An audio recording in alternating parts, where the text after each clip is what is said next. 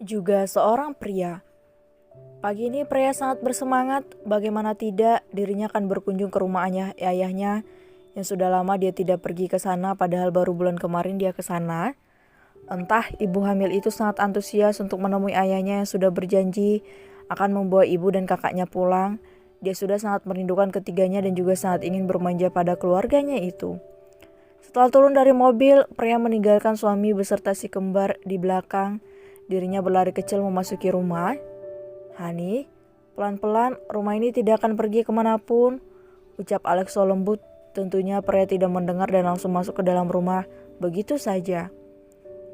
"Jack, lihatlah, Mom sangat antusias sekali," ucap Lexa mencebikkan bibirnya, sedangkan Alex terkekeh geli dengan tingkah mominya meski dengan wajah datarnya.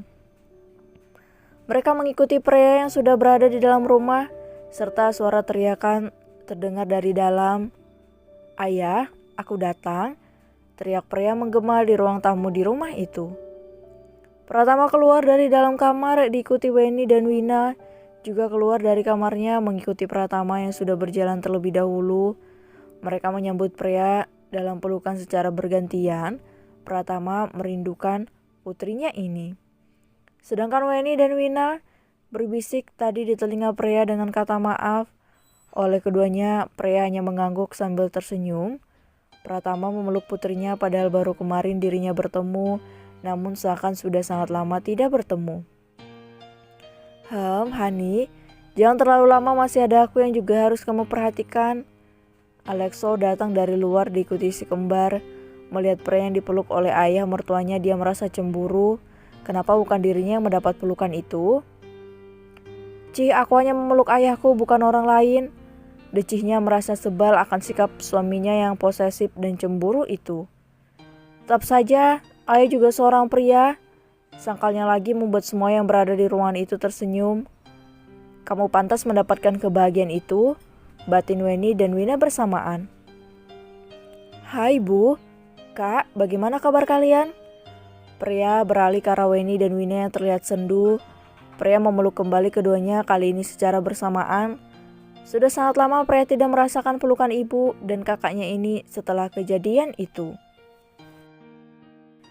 Keduanya mulai menangis di pelukan pria. Berkali-kali keduanya mengucapkan kata maaf di telinga pria tanpa ada yang mendengar. Karena dengan suara pelan, si kembar, Alexo dan Pratamanya tersenyum melihat ketiganya yang berpelukan. Meski Alexo tidak rela, dia berusaha sadar dengan situasi saat ini.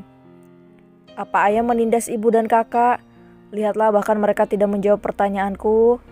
Pria melepaskan pelukannya dan melotot ke arah Pratama, ayahnya yang sedang gugup dengan pertanyaan yang diajukan pria padanya. "Mana ada, ayah tidak menyiksa mereka, tanyakan saja kalau tidak percaya," sangkalnya, dan memang benar, tapi hanya sedikit mengancam kemarin sewaktu mengajak mereka pulang kembali ke rumah ini. Benarkah? Tidak mungkin, pasti sudah terjadi sesuatu. Bahkan mereka sedari tadi diam saja.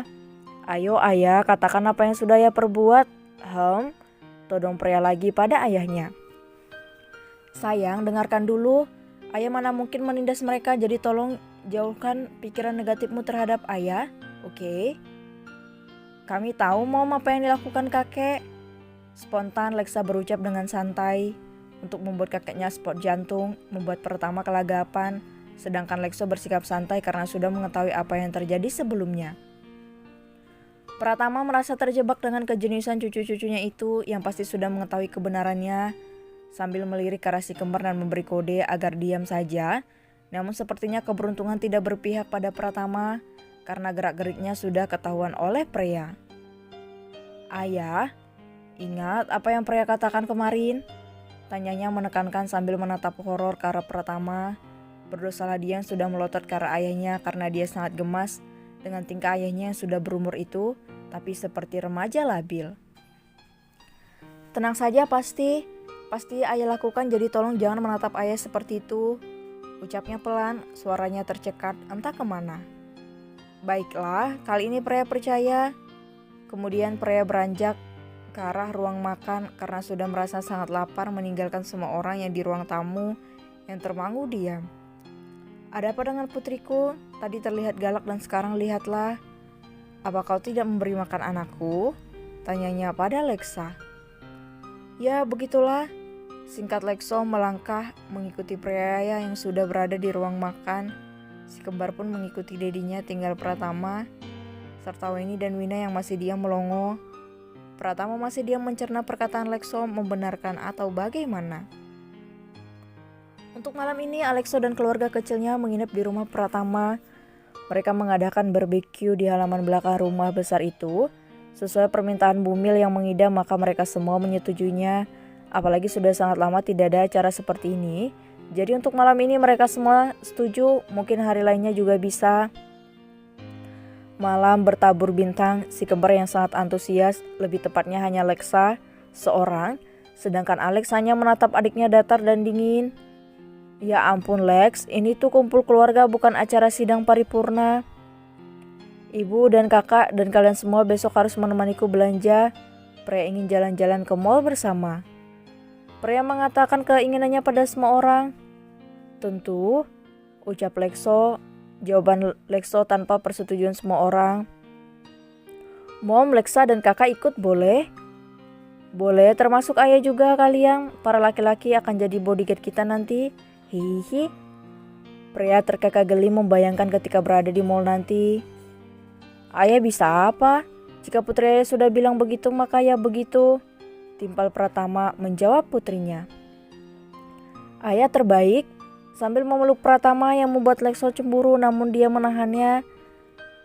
Lebih baik Dedi panggang daging itu, mungkin Mommy mau makan. Pelan di telinga sang Dedi memberi saran dan seperti apa yang disarankan, si dingin pun beranjak dari duduknya dan memanggang daging beserta sayuran yang lainnya. Hani, kesini, panggil Alexo. Pria yang mendengar mendekat ke arah Lexo. Apa sudah matang? Sudah sini, makan yang banyak, daging dan sayur ini sehat untuk baby. Lexo memberikan sepiring daging beserta sayuran yang sudah siap makan kepada Freya. Makasih Hani. Cup. Freya berterima kasih dan mencium sekilas pipi Lexo yang mulai merona. Seperti mendapat jackpot, memegang pipinya, dirinya diam mematung sambil terus menatap intens Freya yang sudah mulai memakan daging dan sayur di dalam piringnya. Cantik, gumam Lexo pelan. Hanya dirinya yang mendengar, sepertinya dirinya sudah menjadi budak cinta. Pratama, Weni, Wina yang melihat itu hanya terkekeh kecil. Ketiganya sampai terheran-heran dengan CEO dingin itu yang masih saja diam mematung, sedangkan Freya masih asik memakan makanannya dengan lahap. Tuan, bagaimana? Nona sudah pulang Tuan, dan Tuan Pratama sendiri yang membawa mereka meski dengan sedikit ancaman, namun tidak ada apapun yang terjadi, lapor anak buahnya itu. Baiklah kamu boleh pergi. Anak buahnya mengernyit, bingung ada apa sebenarnya dengan tuannya itu, kenapa kali ini berbeda. Anak buah itu langsung keluar dari ruangan tuannya dengan pikiran berkecamuk. Ada apa gerangan dengan sang tuan yang tidak seperti biasanya? Sedangkan di dalam ruangan, Lan menyulut rokok, asap keluar dari dalam mulutnya secara perlahan. Baru kali ini dirinya mencoba merokok setelah sekian lama. Cih, apa enaknya merokok sih? Membuang puntung rokok langsung ke tempat sampah tanpa mematikannya yang bahkan baru dia cicipi satu kali. Lan mendesah pelan memikirkan bagaimana caranya agar dia bisa dekat dengan gadis itu. Gadis yang berubah 180 derajat dari keangkuhan, kesombongan berubah menjadi lebih baik. Aku butuh bantuan, tapi siapa? Tidak mungkin aku meminta bantuan Alexo dan Freya. Apa aku harus mencoba dulu? Hais, kenapa semakin kesini semakin ribet? Dari tadi lontaran-lontaran kecil keluar dari mulut Lan, namun masih belum juga dia menemukan solusi yang tepat dengan permasalahannya. Malam ini Lan seperti setrikaan yang mondar-mandir di depan jendela, berharap mendapatkan solusi yang bisa membawanya bertemu dia, orang yang selama ini dia cari. Berbeda dengan Lan di sebuah kamar, Wina menarik laci meja dan mengambil sebuah foto. Dia menatap lama foto itu, entah apa yang dia lamunkan. Autor pun tidak tahu. Setelah 15 menit, Wina meletakkan kembali foto itu kemudian mendorong laci itu hingga tertutup kembali. Wina beranjak menuju ranjang dan merebahkan dirinya sambil menatap langit-langit. Baru 2 hari dia kembali ke kamar ini. Entah perasaannya bagaimana tidak tahu, tanpa sadar Wina tertidur sendiri.